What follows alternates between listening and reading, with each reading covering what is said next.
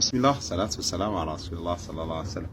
ረሱል ሰለላሁ ዐለይሂ ወሰለም ያሉ አልጁምዓቱ ኢለል ጁምዓ አሰላቱ ኢለሰላም ወረመዳኑ ኢላ ረመዳን ከፋረቱን በይነሁም ይላሉ። አንድ ሰላት እስከ ሌላኛው ሰላት፣ አንድ ጁምዓ እስከ ሌላኛው ጁምዓ፣ አንድ ረመዳን እስከ ሌላኛው ረመዳን ያለውን ያስምራል ይላሉ። ረሱል ሰለላሁ ዐለይሂ ወሰለም ስለ ሐጅ ሲነግሩ አልሐጁ አሽሁሩን ማዕሉማት የሚለውን ኡምሩን ሲመልክ ሸዋል፣ ዙልሂጃና ዙልቂዳ ናቸው ይላል። ዙልሂጃ ይሄ የሐጅ ወር ለምን ከሌሎቹ ወሮች ትልቅ ሆነ?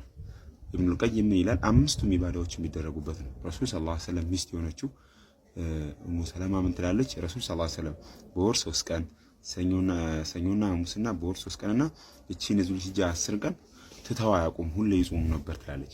ስለዚህ ጾም ውስጡ ይኖራል፣ ሐጅ ይኖራል፣ ሰላት ይኖራል፣ ላኢላሃ ኢለላህ ይኖራል፣ ዘካ ይኖራል። ሁሉንም በአጠቃለው ስለሚይዝ ይሄ ትልቅ ቀን ነው ይላሉ። ስለዚህ ትንሽ ቀኖች ነው የቀሩት።